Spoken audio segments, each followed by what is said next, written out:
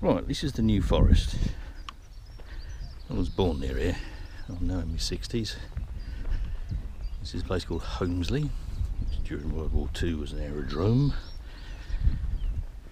I guess they call it an airfield now. Anyway, it's long been defunct, but some of the dispersals and runways, parts of them are still here. What I wanted to talk to you about now is, inverted commas, overgrazing. Because a lot of the New Forest looks like this. It's either a stone chat or a wind chat over to our left. Over that way. And hopefully when I turn the thing on you could hear a cuckoo. You can hear all the other tweety birds. But by any agricultural definition, this is overgrazed. Because you can see that the turf is really, really short, it's really, really fine, and there's soil grinning through. So basically, the commoners put as much stock on here as they possibly can. And that's the way it's always worked. Over here, over towards this chiff-chaff, we've got all this scrub. And it's not pejorative to call it scrub. This is basically a vegetation type.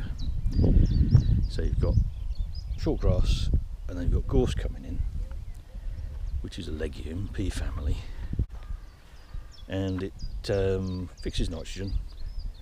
So when this grows, it basically improves the soil, and it's good nesting cover. Ponies will nibble it. It's not especially hard grazing, because where it's really hard grazing, especially if there's sheep around as well, which there aren't in the New Forest, you get a sort of topiary until the thing can get up and outgrow the grazing. But this can be a nurse for other species to come in. See the brambles, and you can see the birches. If the birches try and grow out here, where I'm standing, they won't get away because the horses lead them. And there's donkeys. But if you look at the grass, the sward, there's things like this little sedge. And you can see the pony poo. I think this is black sedge, Carex nigra, not especially uncommon. But you've got mosses in here as well. I have no idea what that is. But if you were to chuck a quadrat down here, see my posting on short swards being good for ecology, close mown grass, you'd find all sorts of different species. And this is fairly early in the year, it's early May. So we've yet to get peak flowerness, in inverted commas. Anyway, if you chuck a quadrat down here, you get a lot of different species at a small scale. And it's the grazing that keeps that happening. And also the burning. There have been deliberate burns here from, well, before anybody can remember. Records go right back. This has been able to get away eventually because the dog rose, and it's thorny. But the ponies and the deer will nibble it. And you can see the browse line around this hawthorn, which has grown up in this bramble and this gorse. That's got away, that'll go on to form a tree, and there's an oak tree there. But over the left here, got an area which was burnt, must be this last winter. And this is deliberately burnt. Red clover, which is always nice to see. There's bird's foot trefoil down there. It hasn't flowered yet, but there's a lot of it here. Not sure what's going on there. I think it's just daisy petals. And there's, look, a ragwort. The ponies know not to nibble at that while it's fresh. Groovy spider web. There's all sorts of species here. Oh, there's a little violet. This is just a spot sort of stopped at random. Van's over there, look. But I wanted to show you this. Might be the previous winter, because most of the black's worn off. They usually burn before spring really starts. End of the winter, and the ground is still very wet. And all the bracken is basically there as dead material. Now this is last year's, so this must be winter before last burn. And they burn while the dead material is here. That burns off quick. And they basically do back burns to control the amount of burning. And the idea behind this is that instead of having an impenetrable thicket of gorse and bracken, you can see where the gorse has developed and the little areas of fresh grass in between the two. They basically burn it, and then you get a flush of grass for the ponies. Ponies and the cattle. There's a little hawthorn, that probably won't last. Little oak, again that probably won't last. But this is inverted commas overgrazing, which I don't believe at all is overgrazing. Heath milkwort. It's basically the New Forest is a very large area, and the density of stock fluctuates from time to time. When it hits a low, you get more scrub growing up, but it's heather. This has got a grassy bit of sward. A lot of the New Forest is very heathy indeed, lots and lots of heather. If we go over there, for instance, there's big expanses of heather. But anyway, so the grazing is variable, and over time it all evens out, and you get a diverse mosaic, different ages and different communities.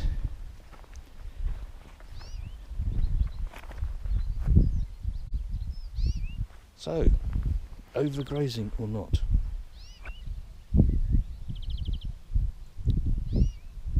Hear that over to our right, very faint. That's cuckoo again. My first of the year. So, if we look along this line here, you see we're very, very straight. And to the left. And you see there's pictures of different sedges. You can see how the sward is patchy. And there's bare ground. Bare ground is excellent. Bare ground is good for all sorts of insects. And in the New Forest there are a couple of things which live only on patches of bare ground which are wet in the winter. You can see another runway or dispersal. That's a second cuckoo, that one's nearer. So, there you go. I hope I'll review this when I get home. Well, that will have put down some thoughts about grazing and overgrazing. Why what appears to be overgrazing to the uninitiated is not actually overgrazing at all. If grazing was totally relaxed and we went over to the next phase on, like this area of scrub over here, we might go and have a look at that. We would lose an awful lot of biodiversity if that was our 90% of what we would have here in the New Forest. Let's go and look at some other stuff, just for shits and giggles while we're here. Got plenty of time, going back home from a successful job, so I'm not in a hurry like I was when I shot the one about the hedge.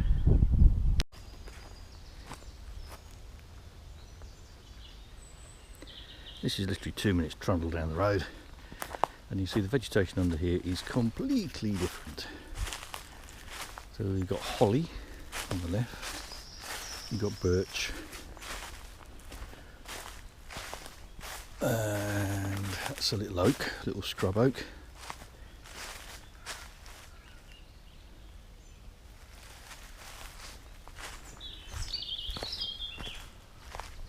And another oak.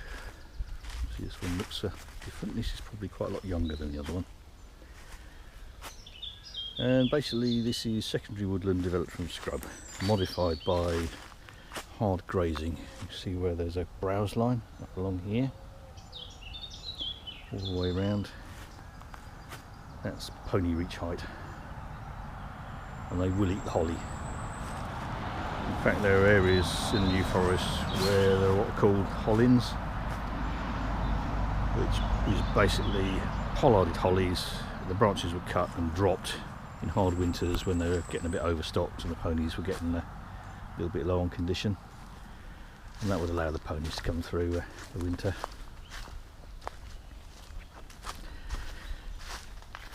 But you've got species under here, so this is all these different mosses, which you won't find out in the open grassy areas. And the grass you do have in here is different species to the species in the open grassy areas. And you see, on just a very small compass, in a regime of inverted commas overgrazing, you get all these different habitats. And you can see that some of these hollies, this is probably all one tree. This is probably all one tree. Maybe extremely old, and they've been cut and cut and burned and cut again and again. This must be from here to over there 9-10 meters, and you got this here. This is one tree, likely one tree. So yeah, lots of different stuff going on, despite, in inverted commas, and I would argue because of the hugely long tradition of grazing that we've got here. An oak tree that's died, has been overtopped by younger stuff, and 2 birches. So there's all sorts of stuff going on, stuff to think about before you come to any conclusion based on watching any idiot's video on YouTube saying somewhere like the New Forest is or is not overgrazed, or rewilding is or is not a good thing. Right, let's stop that segment there with the sound of the cuckoo in the background. Can you hear it? And go and look at some heather.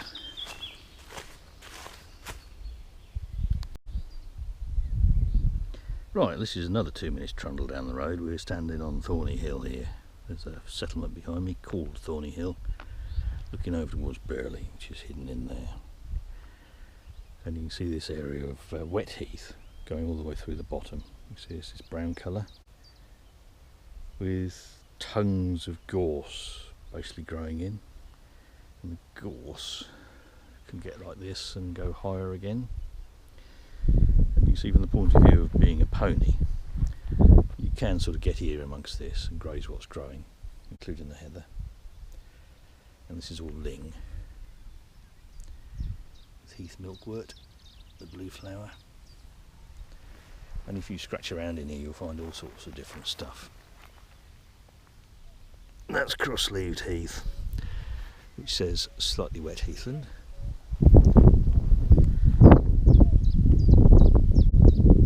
You hear the cuckoo. And down here we've got ponies, and you can see where the ponies are grazing. It's not to totally discount the possibility they might be in amongst the gorse, but they can see better in these areas where it's been burned. And you can see these willows, willow, hawthorn, willow, birches. But you can see where these have actually survived the burn, because when it's done and done properly, it burns really fast and it will not kill the trees.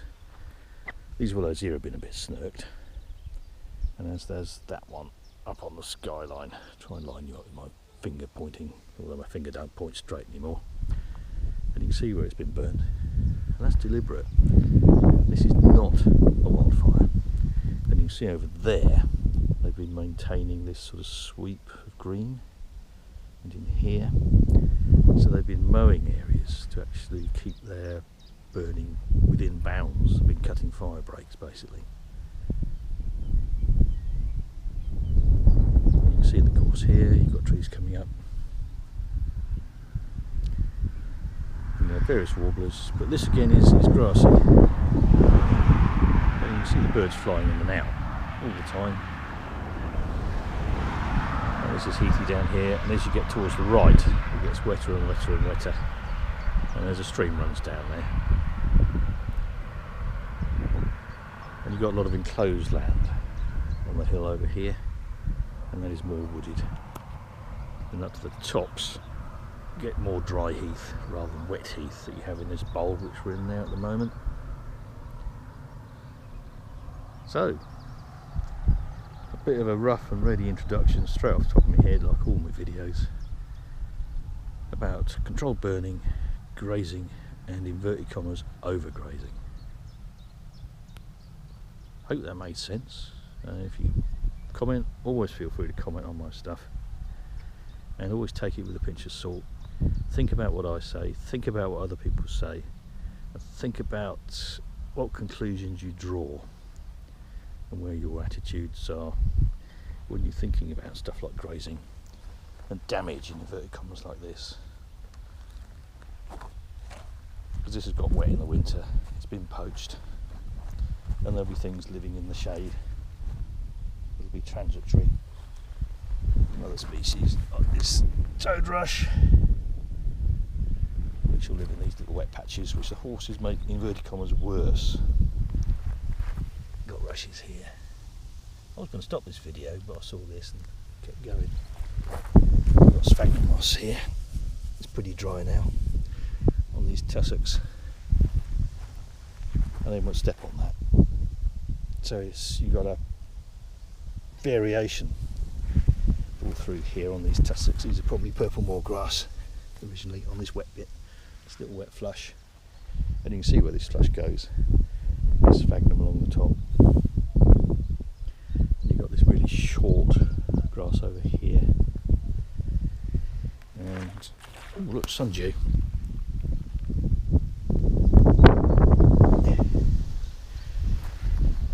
Probably with the wind noise and everything, this is going to make a really crap video. I think this is dwarf willow. Yes, it is. Which is a relic of the last ice age. Carries on here in really poor conditions. And if you've got scrub here, that would be outcompeted. That would go. That would become locally extinct. That's one of the species that you would lose. You see here, heather.